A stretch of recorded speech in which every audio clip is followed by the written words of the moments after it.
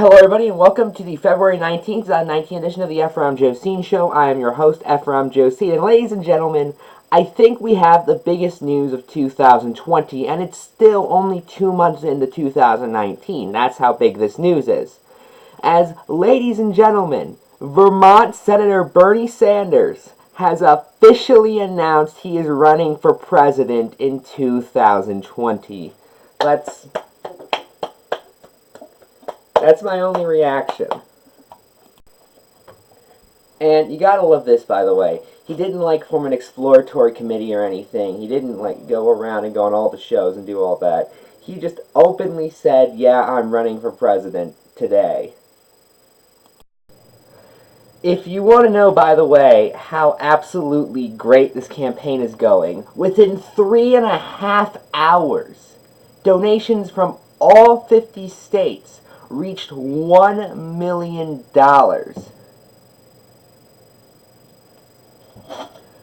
But wait! I thought Kamala was the favorite. Isn't that what CNN kept telling me?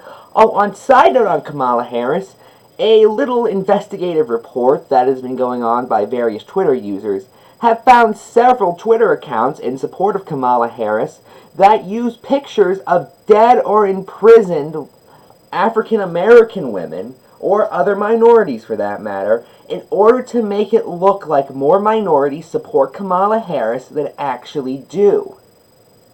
That I am no evidence is linked to the Harris campaign, mind you. However, it wouldn't surprise me if it was.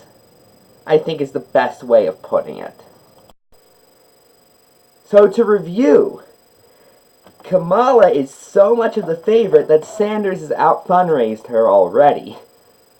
But, okay, let's move over to Tulsi Gabbard, who is currently going to Iowa, which is, of course, the first state in the primaries.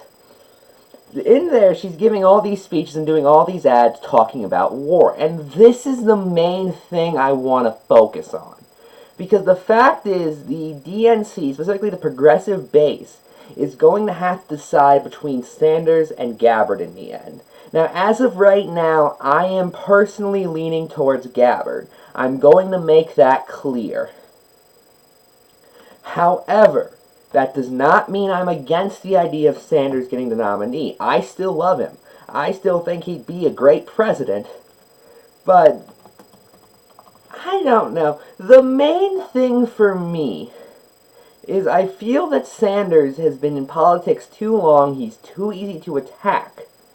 And as such, he's a very weak candidate. Look what happened to Hillary Clinton, or Al Gore for that matter, or John Kerry, or any of the other times we've nominated people who have been around the block.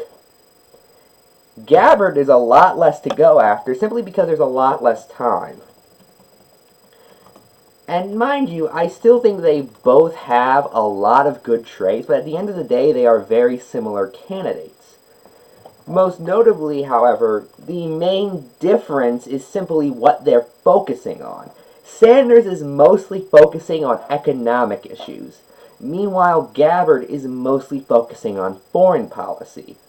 Now, mind you, they basically have the same opinions in these areas. However, whichever one you think is more important is almost certainly going to decide who you support in the primaries. If you think economic injustice is the biggest issue of our day, you will probably go with Sanders. And I think Sanders has a bigger base there, mostly because, to be fair, most Americans, while they are against the wars, care much more about their own paychecks and the fact the planet may not be here in 20 years than they do, I don't know, the exact amount of innocent civilians we're killing in Yemen. Now, don't get me wrong, that is still important. I am not saying otherwise. However, the fact is the average American is more in tune with Bernie's message than they are with Gabbard's message. Does that mean I think Tulsi Gabbard should just not try and drop out? Of course not. I'm still endorsing her. I am formally endorsing her right now. I've been formally endorsing her since she launched her campaign a month ago. However, I am simply looking at the odds, and I feel it's going to be Bernie gets the nominee with Gabbard as a close second. Or Warren gets the nominee with Gabbard as a close second.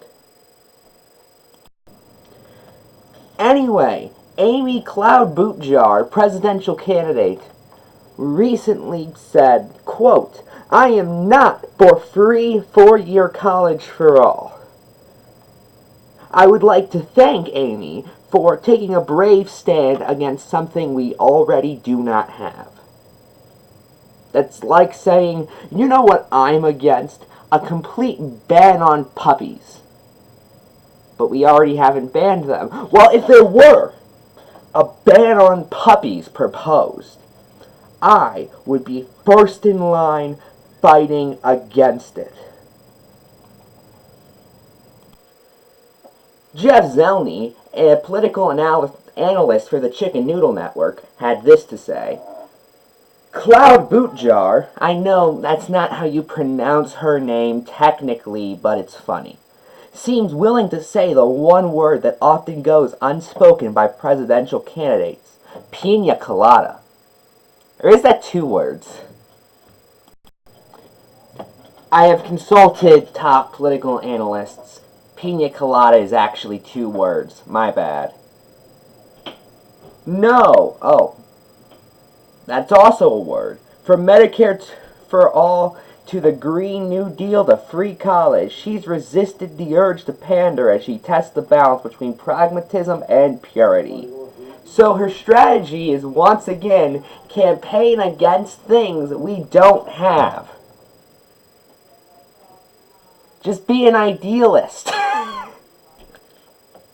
Let's end this off with New York Senator and presidential candidate Kirsten Gillibrand.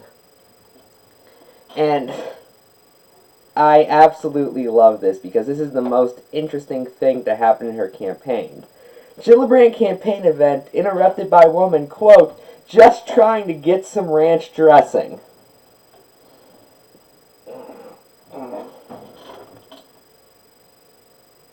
That's all I needed to say. I think we've all been there, quite frankly. I'm Ephrom, and good night.